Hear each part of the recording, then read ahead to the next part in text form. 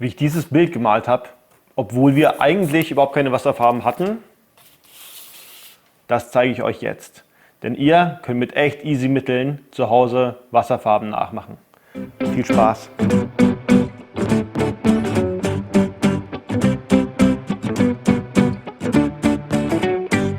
Für unsere selbstgemachte Wasserfarbe brauchen wir Behälter, einfach in der Anzahl der Farben. Lebensmittelfarbe, 100 Milliliter Essig, 100 Gramm Speisestärke, Löffel und 2 Päckchen Backpulver. Als erstes nehmen wir unsere Unterlage, dann die 100 Gramm Speisestärke, geben unser Backpulver hinzu, vermischen das Ganze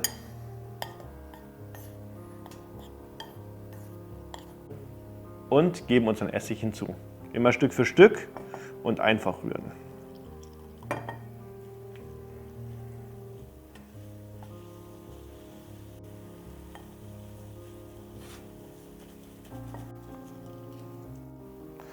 Das Ganze wird auf den ersten Blick eine recht flüssige Masse. Wenn man da ein bisschen schneller durchgeht, dann scheint es ein bisschen härter zu werden. Das liegt ganz einfach an der Speisestärke. Wenn ihr das Ganze gut vermengt habt, wird es umgeschüttet in unsere Behälter. Wir haben jetzt hier 3 Behälter. Wir werden 3 verschiedene Farben machen und werden das Ganze jetzt einfach mal umfüllen.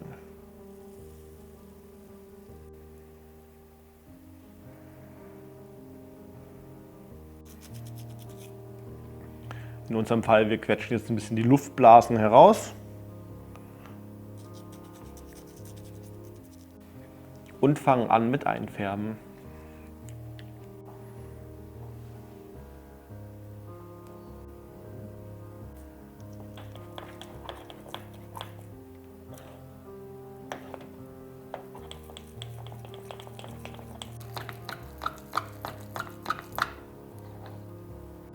So, unsere Farben sind wirklich intensiv geworden. Ich finde die richtig cool. Ich bin gespannt, wie wir damit malen können, wenn sie tatsächlich fertig sind. Was wir jetzt natürlich noch machen müssen, wir lassen die jetzt trocknen, einfach ein paar Tage durchtrocknen, nehmen vorher die Löffel selbstverständlich raus, weil wenn wir die nicht rausnehmen, stecken die natürlich da drinnen fest.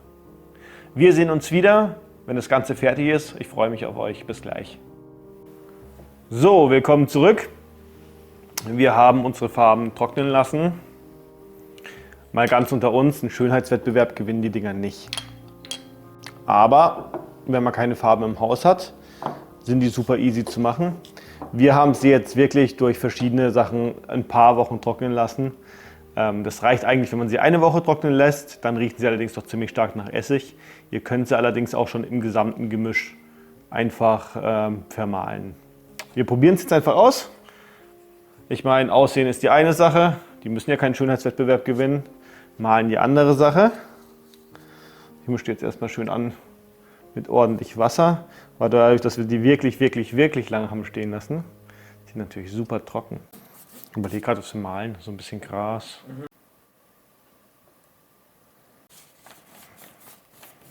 Und tatsächlich für selbstgemachte Wasserfarben finde ich, mit Materialien, die eigentlich jeder zu Hause hat,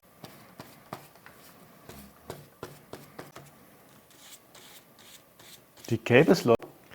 So, ich gebe gerne zu, so der Riesenkünstler werde ich in meinem Leben wahrscheinlich nicht mehr. Aber ich finde, für selbstgemachte Farben und wenn man keine Wasserfarben zur Hand hat, kann sich das Ergebnis so eigentlich sehen lassen. Also eine mega Alternative.